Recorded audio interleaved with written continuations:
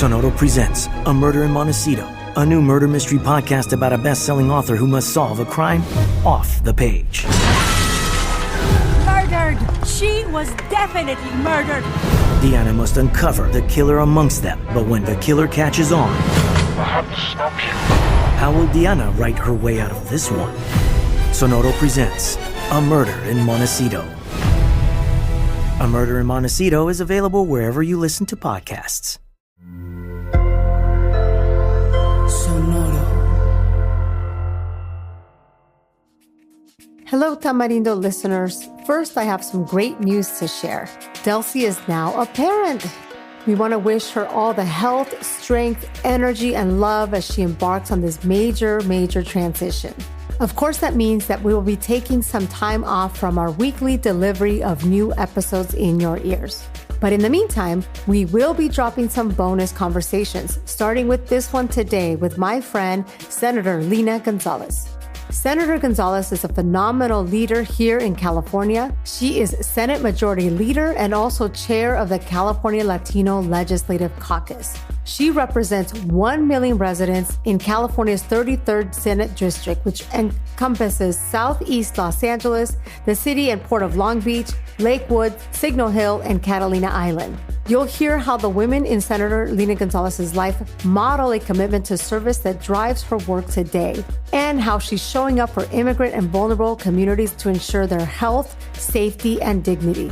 Senator Lena Gonzalez is a reminder that there are true champions within our Democratic Party and who have and will continue to fight for us. So let's hear from her now.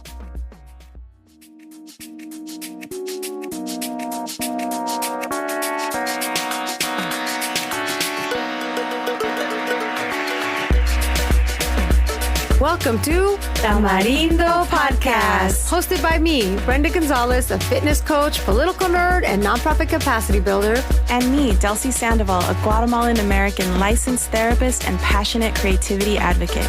Together, we're here to uplift our community through powerful conversations with changemakers, creatives, and healers. Each week on the pod, we talk politics, culture, and personal development. Listeners call Tamarindo the Advocacy and Self-Love Podcast. Vámonos! Let's start the show.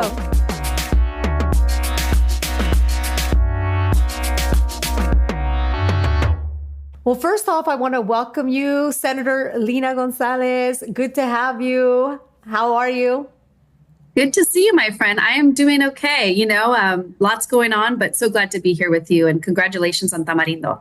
Oh, well, thank you so much. So I know your story, but I think our listeners would love to hear your story. So before we get started, I just want our folks to know a little bit about your journey into politics. How did you get started and what is the why that drives you to keep doing this after all these years? My grandmother and my mom were super involved in political, even if they didn't, work in politics. They were always just very politically minded. And so naturally for me, it was just a no-brainer to get into the world of community service and politics. And I like to call it more community service than politics, if anything, but just giving back. Every summer, my mom would take us to go, work with unhoused individuals in Los Angeles. We would go and give back in any way that we could. And so for me, it was just really starting from home base, which was like my parents just being the example. And so went to Cal State Long Beach, interned with then Robert Garcia, who was running for city council at the time, who's now the most famous congressman. Right, and, Congressman Superman. Yes, and House Oversight Chair, all the good things. So yeah, and then once I worked with him, then worked with him as a field deputy, worked alongside him, serving the great residents of Long Beach and serving the communities, some of the most underserved. And then when he ran for mayor, he really pushed me and asked me to run for council. And I did back in 2014. It's been crazy. So many years. Yeah, this is amazing. So from volunteering and now you're a leader within the Democratic Party here in California. I've been eyeing you for governor for a long time. It's just really wonderful to be witness of your career. But more than anything, just your leadership, standing up for our communities, especially as a champion for environmental justice. And then right now, because you're the chair of the Latino Caucus, we've had an opportunity to see the caucus and you lead tremendously as our community is under attack with ICE raids and everything that's been happening here in California. So I want you to tell us a little bit about the immigration bill package that the Latino Caucus is trying to get through along with the AAPI caucus. So tell us a little bit about this effort. What's in it? Tell us about that. Yeah, there's about 5 bills that we've flagged for priority, and we want these signed by the governor sooner than later. And we're getting them fast tracked through the legislature now as we speak. So the first of which is one that I'm working with Assemblymember Marisucci. It's a bill that requires judicial warrants at our K through 12 schools. We know that back a few months ago in my district in South Central Los Angeles, there were kids that were being sought out by Border Patrol. 4 of them under the guise of quote unquote wellness checks, which was crazy. And so we don't want that to happen. And, they're trying to go after unaccompanied minors, which is awful. So we said, no, we've got to put in statute that judicial warrants are required at our schools. We've also got another bill, SB 81 by Senator Arreguin, that requires judicial warrants at our healthcare facilities and hospitals. We've got a couple bills that you've probably heard of that are really famous. The bill by Senator Perez, SB 805, that says it's the No Vigilantes Act. It requires identification from federal agents, and any law enforcement should be identifying themselves in our communities. We've also got SB 627 by Senator Wiener and Arreguin that also is the No Secret Police Act. You should not be masked. Who are you in our communities? These are just valid questions. And then the last one, AB 695 by Assemblymember Fong, which allows community college access for deported students and allows them to go online for their college and continue their education online, and gives them flexibility in the community college system if they are deported. So all of these bills put together is, what we're asking the governor to sign sooner than later. Yeah. And you've been involved in politics since 2014, before then, right? But Yes. Officially since 2014 in an official capacity. I mean, did you ever imagine we would be where we are right now? What is just a quick temperature check? How are you doing with everything? And also tell us a little bit about your district in particular, because I think it's really the type of community that absolutely needs your leadership right now. Yeah, Southeast LA has been hit the worst, the hardest. Paramount suffered sort of the first tranche back in June 7th, where, my colleague in the assembly and a council member were tear gassed. Community members were tear gassed just for speaking out against this overreach. We had Bell Gardens, Cudahy, that was, had flashbangs being thrown into the city parks where Latino kids play. It's been really horrendous. And what you're seeing on social media is accurate. It's unfortunate. I have been doing okay. That's why I say when people ask me if I'm okay or how am I doing, it's okay, because it's hard. It's hard to go through daily life and feel like you have some sort of regularity in your life when all of this is going on, and your community is really suffering. So just yesterday, I was with Sheriff Luna, talking to him with our Southeast LA communities, talking about what this all looks like for the next 30, 60 days, how we can continue to collaborate, and how we can, just educate our communities on their rights as well. Very difficult time. I know we're all feeling it, feeling on edge, but I do think that it gives us it gives us a lot of encouragement to see our leaders, to see you stepping up and just seeing California resist, right? Yes. We've been here before California. There's a great book that said The State of Resistance by Manuel Pastor from the last time that we had Trump as president. So I think California, it's no surprise, right, that our state is being targeted and then and our, LA County, this city, this region, we're the poster child of everything that they don't want, right? We're multicultural, we're immigrant led, and we're thriving. And this is exactly why they're targeting our communities. I want to talk about where you were on July 3rd, right before 4th of July. You were hanging out with Dolores Huerta, civil rights icon, and a lot of amazing leaders. And it was to hold a press conference about Senate Resolution 9. What was the messaging there? Tell us a little bit about that. Yeah, I'm so glad Dolores was able to make it. This was like a last minute press conference we wanted to do on the eve of the 4th of July holiday, because everyone is going to be celebrating except for our communities, right? And when we say liberty and justice for all, what does that mean in the state of California and in the country when we have deportations happening, mostly against Latino communities? So I asked her to come very last minute, not even thinking she would be able to make it. And she said yes. And I was so very glad to have her. It's like she completed the event.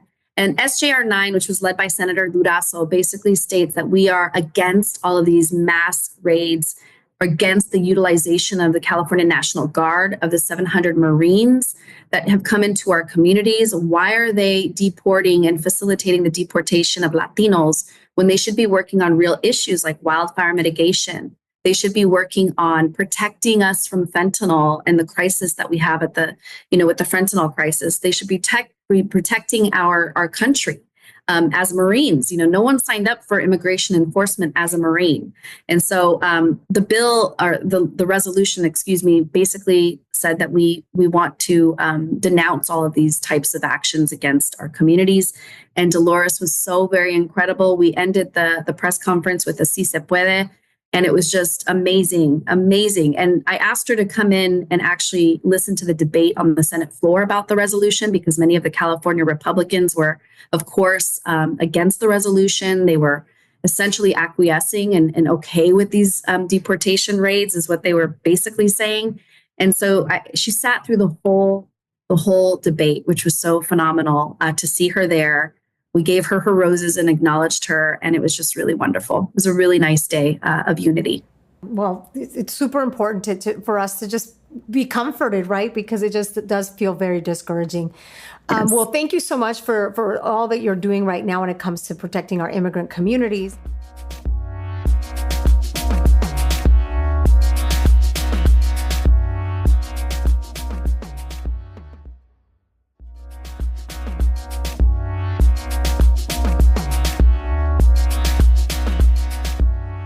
I want to shift gears and talk about something else that I have recognized as one of your amazing talents, which is, maybe talent's not the right word, leadership. You're actually delivering results when it comes to environmental justice. So you're an environmental justice champion. You've authored over 20 environmental bills to protect communities, and you represent a district that has experienced a lot of environmental racism over the years. So tell us a little bit about why environmental justice matters to you personally, and what have been some of your wins around this? Yes, my community, you're exactly right. In West Long Beach, Southeast Los Angeles has seen some of the worst air quality in the nation. I hate when I see in a news article that it's called the Cancer Corridor or Cancer Alley. That is not what my community represents. It's more than that. Hardworking people that live here. And some of them do live in these or work in these industries, but it doesn't mean that we can't speak out against the industries that seem to be not just polluting, but exploiting these communities. And so I have been an ardent fighter against the fossil fuel industry, gas and oil, because I know how much profit they've made and I know how big they fight, but they don't think about the communities that they're leaving behind, which are my residents. And for me, this started when my grandmother actually, in terms of just access, right? My grandmother, I remember, would take us to, my abuelita would take us to Corona del Mar, and we go to Laguna Beach, and we go to all these beautiful beaches. And I remember one time this man told her to get off of the beach. And she just completely ignored him and kept walking, which I loved. But I kept thinking about that in terms of access. And it was a public beach. And I was so dumbfounded, even as a young girl. And it stuck with me even now that I'm 44 years old, and why she was asked to leave this beach. And my grandmother kept walking, ignored him, and basically said to me, we belong on this beach like he does. He doesn't own the beach. No one owns the beach. And that always stuck with me in terms of access to natural resources, in terms of equity for the way that we plan cities, and why Black and Brown communities are always seeming to be next to metal recycling plants, why they're always seemingly next to oil drilling. And it just made me just very sad. And so when I became a state senator, it was like my life's goal to bring this to light and to continue with access, to continue with equity, and to lead with bringing light to environmental racism and injustice at all costs. Yeah. And I mean, I think it's evident that you're a champion of this. What have been some of the bills that have passed? What have been some of the wins? Yeah, the landmark bill that everyone knows about is SB 1137, which was signed a few years ago. This was actually done in concert with the governor, and it was to stop and prohibit oil drill communities. So sensitive uses like health facilities and nursing facilities and daycares and schools, we should not have new oil drilling continue in those areas. We already know that it causes cancer. There's chemicals in the air like benzene and formaldehyde, the things that kill people, should not continue to be in the air in the state of California. And so we have prohibited oil sensitive uses. And we have said, if you're going to, with the existing drilling that is happening outside of these areas, that there should be some like leak notification and detection for communities to know if there is something in the air that is really detrimental to their health. It's the least that we could ask of the oil and gas industry to do, is to let people know what's in the air. But I've championed other things like incentivizing electric vehicles in underserved communities. I've also championed decarbonizing medium and heavy duty trucks, because I have a lot of that coming in and out of the port. I mean, a multitude of different types of environmental work that I've done, but all again with the passion to make sure that underrepresented communities and communities of opportunity have are highlighted, and that they have the at the end of the day that they're able to breathe cleaner air and drink cleaner water, and that's really important. Yeah, well, thank you for sharing all of that in your story about your grandmother. I think that is that really paints a picture, right, of the beaches for everyone, and it shouldn't be only certain communities that have, like you mentioned, like it be known as a cancer corridor. Like that just shouldn't be a phrase that we should utter, right? That should not exist. So it's great to see that you're leading in this front. And what's up for you next? Like, what do you want to continue to achieve when it comes to both of these issues, immigration rights and environmental justice? On the environmental justice front, I feel like it's going to continue on. I mean, fighting the oil industry is never easy. They will continue to try to chip away at the bill, SB 1137, and try to find ways to exempt themselves in different areas across the state. So that will continue. Even though you get a bill passed and signed, oftentimes these industries want to do everything that they can to come back and to continue to work, at, again, like I said, chipping away at it. So that will be a constant, I feel. And then for the issue of immigration, we will continue to fight back. As you mentioned, California is a resistant state. And it's about a lot of collaboration, education to our communities. I have a Know Your Rights workshop happening tomorrow. So whether you are a protester, a small business owner, whether you are an immigrant, an ally, you will have all the resources at your fingertips. But it's also the 25 lawsuits that we've fought against the Trump administration. We filed an amicus brief and had my district team provide some input on the amicus brief against Trump about the use of the militarization of the National Guard. We will do everything in our power and everything in our toolbox to fight against this egregious administration. What they're doing is unconstitutional and immoral. Well, this is great. I mean, I'm definitely super excited to know that we have you as one of our leaders. And I want to know, like, what are the ways that we, just like the regular everyday citizen or non-citizen, what are the ways that we can be supportive of these efforts? How can we get involved? I think that's what a lot of people are looking for, is like, what are some ways that I have felt this feeling of powerlessness, right? Of feeling helpless. But what are some ways that we can plug in and get involved and be supportive? Well, my goodness, you have an amazing podcast, and just what you're doing now is incredible. And I think that other folks need to figure out what their voice looks like, whether that is a podcast themselves, whether that is reposting on social media, going on social media and talking about what's happening in their communities and denouncing the egregious acts. That in and of itself is huge. A lot of my kids, a lot of people probably under the age of 35 don't go to the traditional news sources anymore. They go to the podcast, they're going to social media. So any way we can proliferate this message that this is wrong and this is what's actually happening in our communities is important. And then being as educated as possible on the legislation that's out there. I know it's hard, but if you can see what we're doing in the state legislature, we try to, make it a little bit more palatable and bite-sized, so exactly what the Vigilantes Act does and what the Safer Schools Act does. And we will do our best to continue doing that. But also just let us know, keep us accountable. If there's something, I have so many people that come to me and say, hey, there's this bill that I really want you to take a look at in terms of immigration. Can you look at this? I am happy to do that. Or if you feel like a bill that we're putting forward is not the right answer to the meeting the moment, we also want to hear from you.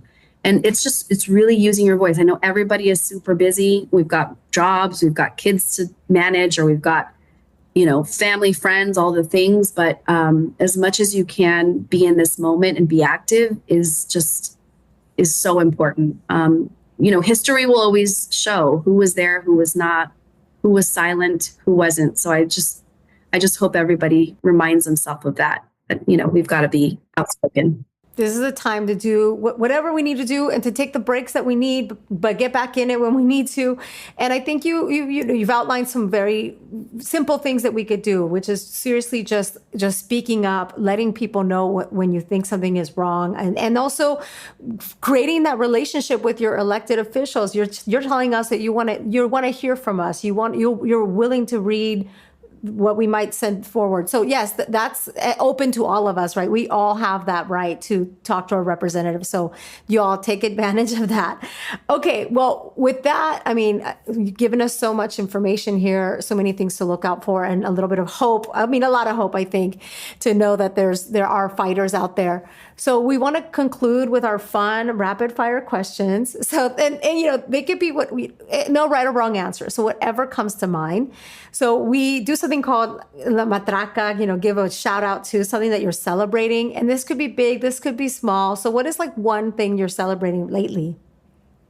I'm actually, speaking of self-care, I am reading a book and I'm kind of getting back to what I used to read, the Isabel Allende House of Spirits book. And I really love that.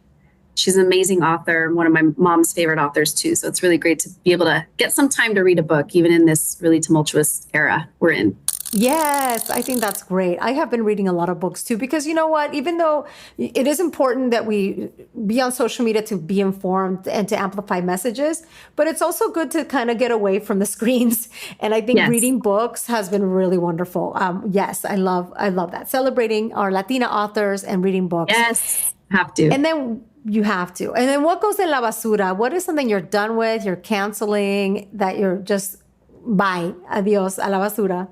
Ice, absolutely. I'm canceling ice in my coffee and out on the streets. I'm canceling it all. I want ice in the basura. We don't need it, and we'll continue to fight back. That's just top of mind all day, every day.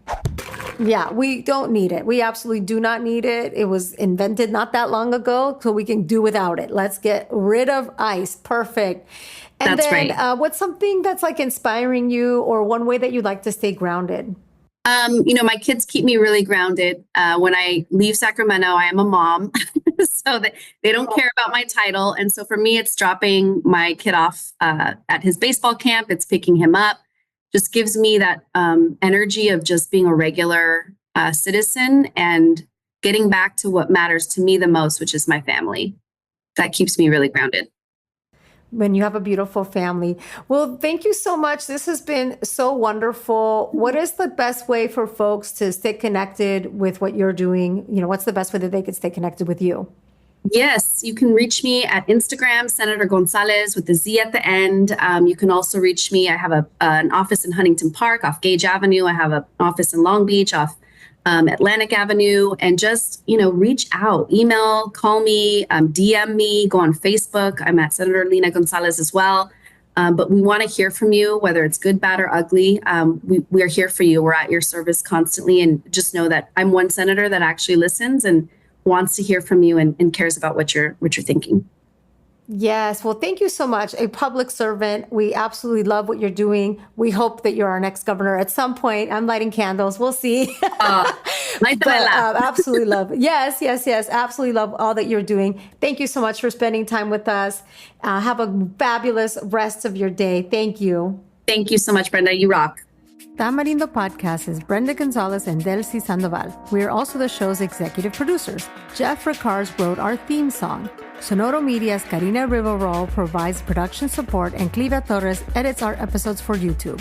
The best way to support our work is to rate and review Tamarindo or share an episode with a friend. Get in touch with us at tamarindopodcast.com.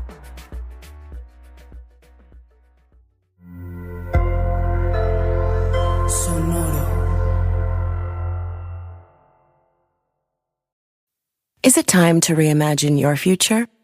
The right business skills may make a difference in your career. At Capella University, we offer a relevant education that's designed to focus on what you need to know in the business world. We'll teach professional skills to help you pursue your goals, like business management, strategic planning, and effective communication. And you can apply these skills right away. A different future is closer than you think with Capella University. Learn more at capella.edu.